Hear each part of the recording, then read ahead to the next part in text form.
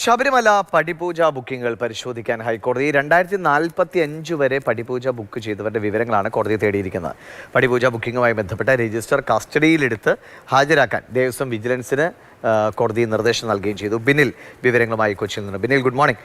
2045 വരെ ഇത് already book ചെയ്യപ്പെട്ടിട്ടുണ്ട്. അതിൽ ഏറ്റവും പ്രശ്നം പലരും ഇത് മറച്ചു കൊടുക്കുന്നു എന്നതാണ്. അപ്പോൾ ആരൊക്കെയോ ഇതൊരു മാഫിയ സംഘം പോലെ ഇത് ബുക്ക് ചെയ്തിട്ട് പിന്നെ ആവശ്യക്കാർക്ക് മറച്ചു കൊടുക്കുന്ന ഒരു സംവിധാനം. ഇതൊക്കെ കാലങ്ങളായി അങ്ങനെ നടക്കുന്നുണ്ടെന്നാണ് തോന്നുന്നത്. അപ്പോൾ അതിലും കോടതിയുടെ ഒരു കർശനമായ നിരീക്ഷണവും പിടിയും വരികയാണല്ലേ?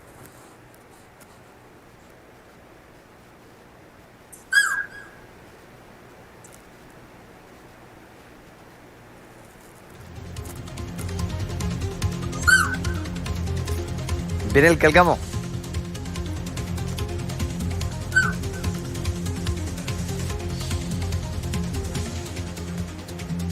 കേൾക്കാമോ ബിനിൽ?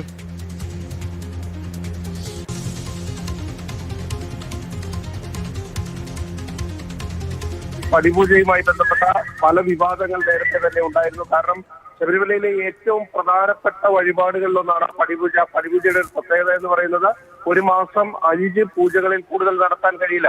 ഇപ്പോഴത്തെ സാഹചര്യത്തിൽ 2045 വരെ അത് ഫുൾ ബുക്കിംഗ് ആണ്. അതായത് ഇനിയൊരു ഇപ്പോൾ ഞാനോ ദിലീഷോ ശബരിമലയിൽ ഒരു പടിപൂജ ചെയ്യണമെന്ന് ആഗ്രഹിച്ചാൽ നമുക്ക് 20 വർഷം കഴിഞ്ഞുള്ളൊരു തീയതി മാത്രമേ കിട്ടുകയുള്ളൂ എന്നതാണ് അതിന്റെ ഏറ്റവും പ്രധാനപ്പെട്ട കാര്യം. അപ്പോൾ ഈ നേരത്തെ പടിപൂജ ബുക്ക് ചെയ്ത് വെച്ചിരിക്കുന്ന ആളുകൾ അത് മറിച്ചു നൽകുന്നു, കൂടുതൽ പണത്തിന് മറിച്ചു നൽകുന്നു എന്ന രീതിയിൽ ചില വിവരങ്ങൾ ലഭ്യമാകുന്നു. അത് വിജിലൻസ് പരിശോധിക്കുന്നു. അങ്ങനെയാണ് സ്പെഷ്യൽ കമ്മീഷണർ ഹൈക്കോടതിയിൽ ഒരു റിപ്പോർട്ടുമായി എത്തിയത്. അതിൽ ഈ കാര്യങ്ങളെല്ലാം വിശദീകരിച്ചിട്ടുണ്ട്.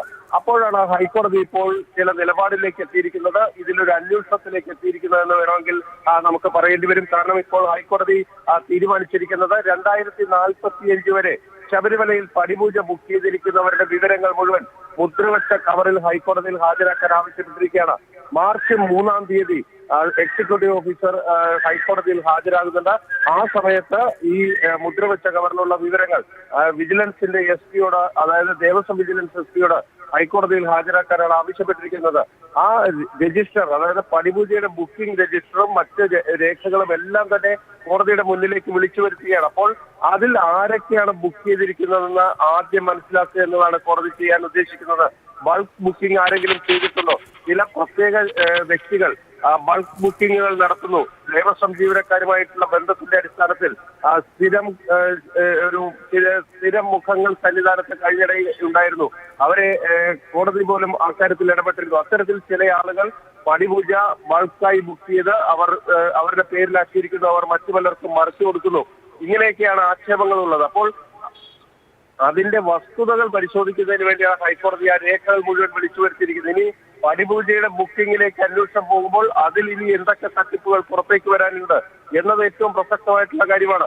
അതോടൊപ്പം തന്നെ ഏറ്റവും ഈ ശ്രദ്ധേയമായിട്ടുള്ള ഒരു വസ്തുത, കഴിഞ്ഞ ദിവസങ്ങളിൽ ദേവസ്വം വിജിലൻസ് ഈ ബുക്ക് ചെയ്ത ആളുകളുടെ കൃത്യമായ ഐഡന്റിറ്റി പരിശോധിക്കാൻ തീരുമാനിച്ചു. അവരുടെ മേൽവിലാസം അടക്കം കൃത്യമായി പരിശോധിക്കാൻ തീരുമാനിച്ചപ്പോൾ കഴിഞ്ഞിടെ നടന്ന 2 പടിപൂജയിൽ ബുക്ക് ചെയ്തവർ സന്നിധാനത്ത് എത്തിയിട്ടില്ല. അതാണ് ഏറ്റവും പ്രധാനപ്പെട്ട കാര്യം. അപ്പോൾ ആ ബുക്ക് ചെയ്തവർ മറ്റാളുകൾ മാറി വന്ന് പൂജ നടത്താൻ ശ്രമിച്ചു. അത് പിടിക്കപ്പെടുന്ന ഒരു സാഹചര്യം വന്നപ്പോൾ അവർ ഒഴിവായി. അങ്ങനെ സംശയിക്കേണ്ടിയിരിക്കുന്നു. പൂർണ്ണമായും അത് നമുക്ക് ഉറപ്പിച്ചു പറയാൻ കഴിയില്ല, പക്ഷെ അങ്ങനെ സംശയിക്കേണ്ടിയിരിക്കുന്നു. ആ ഒരു പശ്ചാത്തലത്തിൽ കൂടിയാണ് ഈ കാര്യത്തിൽ ഒരു വിശദമായ പരിശോധനയിലേക്ക് പോകാൻ ഇപ്പോൾ ഹൈക്കോടതിയുടെ ദേവസ്വം ബെഞ്ച് തീരുമാനിച്ചിരിക്കുന്നത്. ഇതിൽ പല സംശയങ്ങളും ശബരിമല സ്പെഷ്യൽ കമ്മീഷണർക്കുണ്ട്. അതാണ് അദ്ദേഹം ആ റിപ്പോർട്ടായി ഹൈക്കോടതിയിൽ കൈമാറിയിരിക്കുന്നത്. ആ റിപ്പോർട്ടിന്റെ അടിസ്ഥാനത്തിലാണ് ഇപ്പോൾ പടിപൂജയിലേക്ക് കൂടി അന്വേഷണം വരുന്നത്. നേരത്തെ സ്വർണ്ണപ്പാളികളിൽ അന്വേഷണം വന്നപ്പോൾ കാര്യങ്ങൾ എങ്ങനെയാണ് എത്തിയിരിക്കുന്നതെന്ന് നമുക്കറിയാം. അതോടൊപ്പം തന്നെ ഇനി കൊടിമരത്തിൽ അന്വേഷണം നടന്നുകൊണ്ടിരിക്കുന്നു. അതെവിടെ എത്തും, ആരിലേക്ക് തലപോകും എന്നതൊക്കെ ഇനി അറിയാനിരിക്കുന്നതേ ഉള്ളൂ. അതിനിടയിലാണ് പടിപൂജ നമ്മൾ നേരുമ്പോൾ, ഇപ്പോൾ ഏത് ക്ഷേത്രത്തിലും എന്ത് വഴിപാട് നേരുമ്പോൾ അയാളുടെ പേര്, അയാളുടെ നക്ഷത്രം, ഇതൊക്കെ നൽകിക്കൊണ്ടാണല്ലോ ഇത് ബുക്ക് ചെയ്യുക. ഇത് ബുക്ക് ചെയ്തിട്ട് വേറൊരാൾക്ക് എങ്ങനെ മറച്ചു കൊടുക്കുക? മറച്ചു കൊടുക്കുമ്പോൾ ആ തിരുത്തൽ ഇവിടെ വരണ്ടേ? ഇത് പൂജ ഒരാളുടെ പേരിലല്ലേ ചെയ്യുന്നത്, അയാളുടെ നക്ഷത്രമൊക്കെ പറഞ്ഞാണല്ലോ സാധാരണ ഇതിൽ പൂജ ചെയ്യുക. അപ്പോൾ ഇത് മറച്ചു കൊടുക്കുമ്പോൾ ഇതെങ്ങനെ സംഭവിക്കും? ഇതെന്തർത്ഥത്തിലാണ് ആളുകൾ അങ്ങനെയാണെങ്കിൽ അത് ബുക്ക് ചെയ്യാൻ ശ്രമിക്കുന്നത്? ദിവിഷ ഇതിലെ ഏറ്റവും പ്രധാനപ്പെട്ട കാര്യം പടിപൂജ ഒരാളുടെ പേരിൽ ബുക്ക് ചെയ്യുന്നു.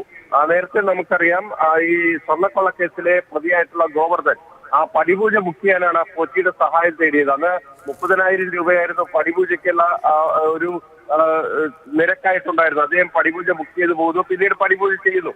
അത്തരത്തിൽ പേര് മാത്രമാണ് എഴുതുന്നത്. ഇപ്പോൾ ദിവിഷ് ഇപ്പോൾ ഒരു 2035 ഒരു പടിപൂജ ദിവിഷിന്റെ കൈവശമുണ്ട് ഉണ്ടെങ്കിൽ 2035 ദിവിഷിന്റെ പേരിലാണ് ആ പടിപൂജ എഴുതി വെച്ചിരിക്കുന്നത്. അത് ആ സമയമാകുമ്പോൾ ആ ദിവിഷ് മറ്റൊരാൾക്ക് കൈമാറുന്നു.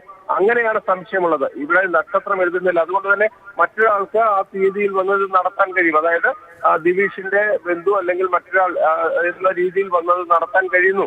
അതിനൊരു സാഹചര്യം അവിടെ ഉണ്ടായിരുന്നു എന്നതാണ് ഇപ്പോഴത്തെ ഈ സംശയങ്ങൾക്കെല്ലാം ഇട നൽകുന്നത്. എന്തായാലും പടിപൂജ മറിച്ചു നൽകുന്നു എന്ന വ്യാപകമായ പരാതിയും ആക്ഷേപവും നിലനിൽക്കുന്നുണ്ട്. അതിന്റെ വസ്തുതകൾ എന്തോ എന്നത് ഇപ്പോഴും പുറത്തേക്ക് വന്നിട്ടില്ല. അത് പരിശോധിക്കാനാണ് കോടതി തീരുമാനിച്ചിരിക്കുന്നത്. കാര്യങ്ങൾ അത്യന്തം ഗൗരവമുള്ളതാണ് എന്നാണ് ദേവസ്വം ബെഞ്ച് വിലയിരുത്തിയിരിക്കുന്നത്. അതിന്റെ അടിസ്ഥാനത്തിലാണ് 2045 വരെയുള്ള മുഴുവൻ ബുക്കിങ്ങുകളുടെയും വിവരങ്ങൾ ഹാജരാക്കാൻ ആവശ്യപ്പെട്ട ശബരിമലയിലടക്കം മുഴുവൻ ഈ പണമിടപാട് കാര്യങ്ങളടക്കം കോടതിയുടെ ഒരു നിരീക്ഷണം വന്നിട്ടുണ്ട്. ഡിജിറ്റലൈസ് ചെയ്യണമെന്ന നിർദ്ദേശമുണ്ട്. അതിൻ്റെ നടപടികളൊക്കെ നടക്കുകയാണ്. അതിനിടയിലാണ് ഈ പടിപൂജയുമായി ബന്ധപ്പെട്ട വിവരങ്ങൾ കൂടി ഹൈക്കോടതി തേടുന്നത്. ഇതൊരു സ്ഥലക്കച്ചവടമൊന്നും അല്ലല്ലോ. ഇപ്പോൾ 10 ലക്ഷം രൂപയ്ക്ക് വാങ്ങിച്ച് 15 ലക്ഷം രൂപയ്ക്ക് മറിച്ചു കൊടുക്കാൻ. ഇതൊരു വിശ്വാസവുമായി ബന്ധപ്പെട്ട കാര്യമാണ്. അപ്പോൾ നമ്മൾ അല്ലെങ്കിൽ ഈശ്വരൻ്റെ കാര്യത്തിൽ തന്നെ അതിനെ അങ്ങോട്ടേക്ക് ഒരു വഴിപാട് നേരുന്നതിൽ തന്നെ നമ്മൾ ഈ തിരിമറി നടത്തുകയോ അല്ലെങ്കിൽ ക്രമക്കേടിൻ്റെ ഭാഗമായാൽ പിന്നെ ആ വഴിപാട് കൊണ്ട് നമ്മൾ ഈ ഉദ്ദേശിക്കുന്ന എന്ത് ഗുണമാണ് കിട്ടുക?